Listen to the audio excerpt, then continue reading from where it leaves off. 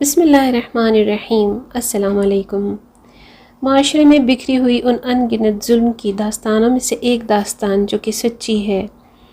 یقین کا رشتہ دیکھنے کے لیے اس کے والد کے قریبی دوست کی فیملی آنے والی تھی۔ جب اس کی پھپھو کو پتہ چلا تو انہوں نے اسی وقت بھائی کو کال کر کے کہہ دیا کہ میں نے آپ کو کہا تھا یقین ہماری بیٹی ہے، اپنے دوست کو منع کر دو، وہ رشتہ لے کر ہرگز نہ آئے۔ یقین کی پھپھو تہمکانہ رویے اور سخت لہجے کی وجہ سے اپنے پورے خاندان میں کافی معروف تھی۔ یقین کے والد نے بھی آپا کی بات سن کر ہاں کہہ دی اور دوست کو کہہ دیا کہ آپ اپنا گھر پر ہی رہیں، جب چاہے آئیں، لیکن بیٹے کے رشتے کے خیال سے نہ آئیں، ہم آپا کی مرضی کے خلاف کچھ نہیں کر سکتے۔ اگلے دن جہاں آرا بھائی کے گھر یقین کا رشتہ کرنے آ گئی۔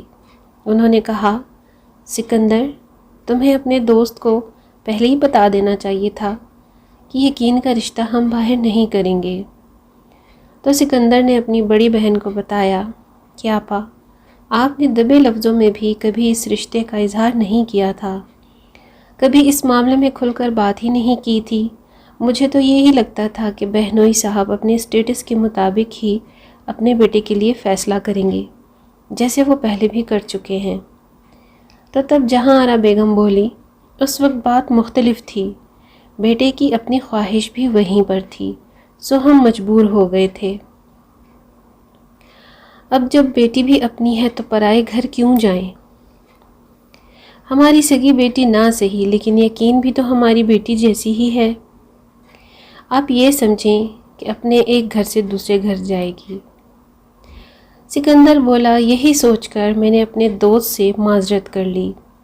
بس آپا، خیال رکھنا کہ ہماری اکلوتی اولاد ہے، اکلوتی بیٹی ہے، ہمیں بہت عزیز ہے، اور ہماری زندگی کی ساری خوشیاں اسی کی ذات سے وابستہ ہیں۔ اور 2 ماہ بعد ہی اس کی بہت دھوم دھام سے شادی ہو گئی۔ وہ نئے گھر میں آ کر بہت خوش تھی، مطمئن تھی۔ اس کا شوہر بہت نفیس مزاج کا آدمی تھا، اس کی ہر ضرورت کا خیال رکھتا تھا، اس کو عزت دیتا تھا اور محبت سے پیش بھی آتا تھا۔ پھوپھی تو پہلے دن سے ہی اس کا ہر ممکن خیال رکھتی، گھر میں پیسے کی ریل پیل بھی تھی، لہٰذا زندگی کی ہر سہولت اس کو میسر تھی۔ اس بات کا اظہار کہ پھوپھی اکثر کیا کرتی تھی کہ یقین ان سب کے لیے خوشیوں کا وسیلہ ثابت ہوگی۔ گھر کے ساتھ ہی دوسرے پورشن میں اس کی جٹھانی کی فیملی بھی رہتی تھی۔ ان کی شادی کو 5 سال ہو گئے تھے، مگر ابھی تک کوئی اولاد نہیں تھی۔ جب یقین کا پہلا بیٹا ہوا تو کئی دن تک گھر میں اور آس پڑوس میں، گلی محلے میں خوب جشن منایا گیا۔ بچہ سارے گھر کی آنکھ کا تارا بن گیا۔ سبھی اس کے ناز نخرے اٹھاتے اور اسے زمین پر ٹکنے نہیں دیتے تھے۔ شادی کے دوسرے ہی سال یقین کو اللہ نے بیٹی سے بھی نواز دیا۔ بیٹی کی پیدائش پر جہاں آرا نے سب سے زیادہ خوشی کا اظہار کیا کہ چھوٹے بیٹے کی فیملی مکمل ہو گئی، یقین بھی بہت زیادہ خوش تھی۔ اس کے ماں باپ بیٹی کی خوشی پر پھولے نہیں سماتے تھے۔ انہوں نے جیسا چاہا تھا یقین کی زندگی اس سے بھی کہیں زیادہ خوبصورت تھی، اور یہی خواہش ہر والدین کی ہوتی ہے۔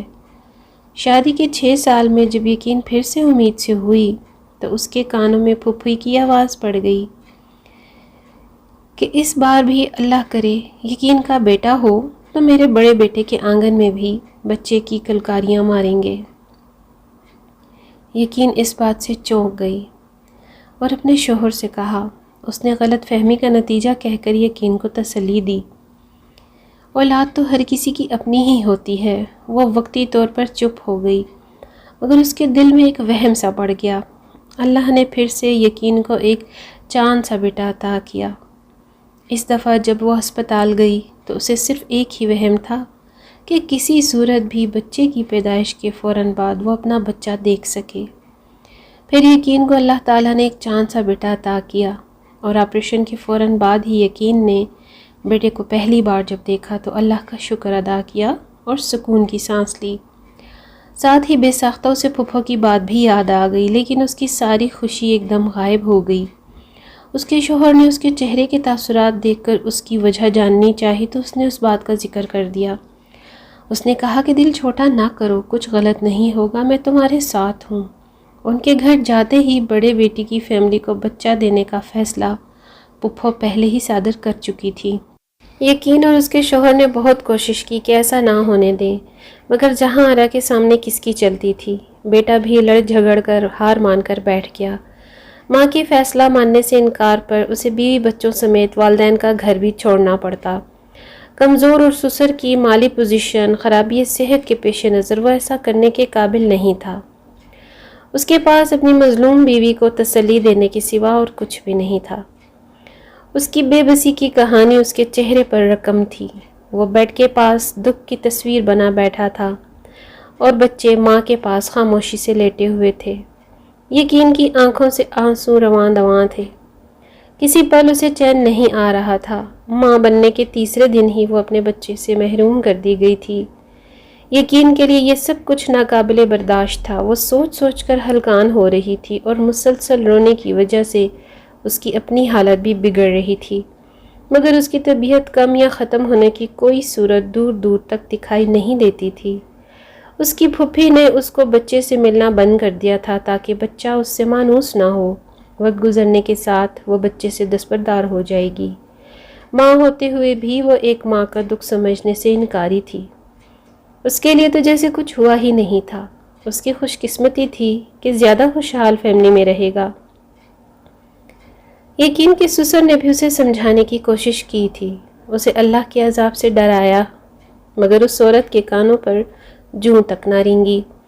الٹا وہ کہتی ہے کہ کیا ہے، اپنے بیٹے کو ہی تو اپنا بچہ دیا ہے۔ یقین کون سا کوئی میکے سے ساتھ لے کر آئی تھی؟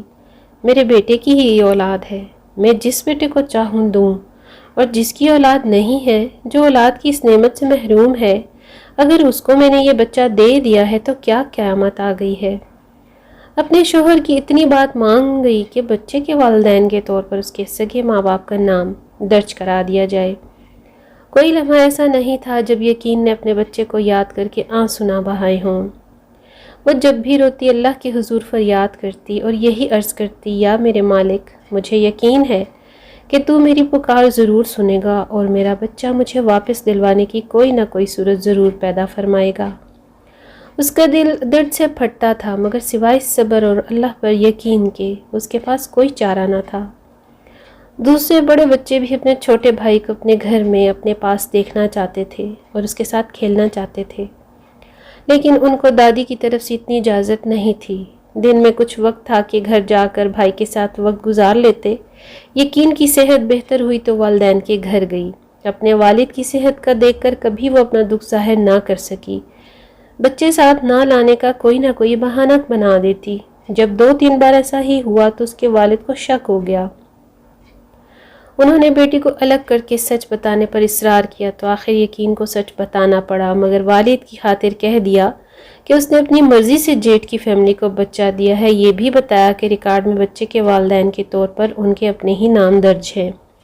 کسی حد تک یقین کے والد کو تھوڑا سا اطمینان ہوا، چونکہ وہ دل کے مریض تھے، انہیں اصل حالات اور حقائق بتانا کسی ناقابل تلافی نقصان کا باعث بھی بن سکتا تھا۔ تو اسی وجہ سے وہ کبھی بھی نہ چاہتے ہوئے بھی سچ ان کو نہ بتا سکی۔ والد کے سامنے ان کی آپا کی اصلیت بے نقاب کرنے کی اس نے کبھی کوشش نہیں کی، اور انہیں اس وجہ سے کوئی صدمہ پہنچے وہ کبھی نہیں چاہتی تھی۔ وہ اپنے والد کی خاطر صبر کے گھونٹ پی کر چپ چاپ رہی۔ یقین کے لیے زندگی بالکل بدل چکی تھی اور والدین کے لیے چپ چاپ اپنی ذمہ داریاں نبھانے میں لگی رہتی، لیکن اس کا دھیان ہر وقت اپنے 2 دن کے بچھڑے ہوئے جگر کے ٹکڑے کی طرف لگا رہتا۔ اس کا دل خوشی کا احساس بیٹے سے جدا ہونے کے لمحے بھلا چکا تھا۔ یوں لگتا تھا جیسے آنکھوں کو اس کی آنکھوں میں کسی دریا نے رستہ دیکھ لیا ہو۔ اٹھتے بیٹھتے سوتے جاگتے اپنے چھوٹے سے 2 دن کے بچھڑے ہوئے جگر کے ٹکڑے کو ہی یاد کرتی رہتی۔ رونا اس کا وظیفہ جیسے بن گیا تھا کہ ایک دن اس نے اپنی ساس کو جٹھانی کو اونچی آواز میں بات کرتے سنا، جس سے معلوم ہوا کہ اس کی ساس کہہ رہی تھی ایسا ہی کرنا تھا تو 2 سال پہلے سوچ لیا ہوتا۔ اس وقت سارا ملبہ میرے اوپر ڈال کر تم دونوں بری الذمہ ہو گئے تھے۔ مجھے پتہ نہیں تھا کیا کیا سننے کو ملا، مطلب پرست، اور تیری اپنی سگی اولاد ہوتی تو تجھے کسی کی تکلیف کا احساس ہوتا۔ اپنے خواب ہی پورے کرنے ہوتے ہیں تو میرا بیٹا تو ہے ہی رن مرید، میرے پاس آیا تھا اپنی مجبوریوں کی داستان سنانے۔ ایک بات کان کھول کر سن لو، اگر ایسا ہوا تو تم لوگوں کو اس گھر اور ہماری زندگیوں میں کوئی جگہ نہیں ہوگی۔ اس کی جٹھانی بولی، آپ نے کون سا ہم پر احسان کیا تھا؟ اپنی خواہش کے ہاتھوں مجبور ہو کر ہمیں اس عذاب میں ڈالا تھا۔ ہم تو سکون کی زندگی گزار رہے تھے، اب بھی ہماری ترجیح ہماری اپنی زندگی ہے۔ یہی میرا فیصلہ ہے اور 2 دن ہیں آپ کے پاس، اس کے بعد جو ہمیں بہتر لگے گا ہم وہی کریں گے۔ یقین کو معاملے کی کچھ سمجھ نہیں آئی، اس نے اپنے شوہر سے بات کرنا چاہی مگر پھر کسی کام میں مصروف ہو کر یہ بات وہ بھول گئی۔ جہاں آرا بیگم غصے سے بھری ہوئی اپنے شوہر کا انتظار کر رہی تھی، جیسے ہی شوہر شام کو گھر لوٹے تو وہ لے کر بیٹھ گئی اور وہ بولے، میں نے اس وقت بھی بہت سمجھایا کہ یہ ظلم مت کرو، مگر تمہاری آنکھوں پر تو بے حسی اور انا کی پٹی بندھی ہوئی تھی اور میں بھی نام نہاد اسٹیٹس کی فکر میں کھل کر سامنے نہ آیا۔ جو ہوا بہت برا ہوا، اب مزید کسی بھی قیمت پر کچھ بھی غلط میں نہیں ہونے دوں گا، خواہ اس کے لیے مجھے تمہارے ساتھ سے بھی ہاتھ دھونا پڑے۔ میں تمہیں گھر سے نکال دوں گا اگر تم نے پھر کوئی الٹا سیدھا فیصلہ کیا۔ میں تو حیران ہوں کہ ایک عورت ہو کر تم دوسری عورت کا دکھ کیوں نہیں سمجھ سکی ہو؟ تم ہو ہی خود غرض اور غیر، تو جسے بھی بیٹی بنا کر لائی تھی اس پر ہی تم نے ظلم کے پہاڑ توڑ ڈالے۔ کاش تم نے میرا کہا مان لیا ہوتا تو آج یہ دن ہم کو نہ دیکھنے کو ملتا۔ بہرحال میں کچھ کرتا ہوں، اب تم کسی بھی معاملے میں زبان مت کھولنا۔ اگلے دن عجیب سا لگا تھا اس کو جب اس کے شوہر نے بتایا کہ والد صاحب نے ان دونوں کو شام میں ایک ساتھ ان کے پاس آنے کو کہا ہے۔ وہ سارا دن اس وجہ سے سوچنے میں ہلکان ہوتی رہی مگر وہ بے سود رہا۔ خدا خدا کر کے شام کا وقت قریب آیا تو وہ اپنے سسر کے پاس گئی۔ کمرے میں داخل ہوئی تو اس کی آنکھیں حیرت اور خوشی سے کھلی کی کھلی ہی رہ گئیں۔ اس کا چھوٹا بیٹا اس کے سسر کی گود میں تھا۔ بیٹے کو چومنے کے لیے اس کی طرف آتا دیکھ کر وہ خوفزدہ ہو کر دادا کی گود میں سمٹ گیا اور وہ رونے لگا۔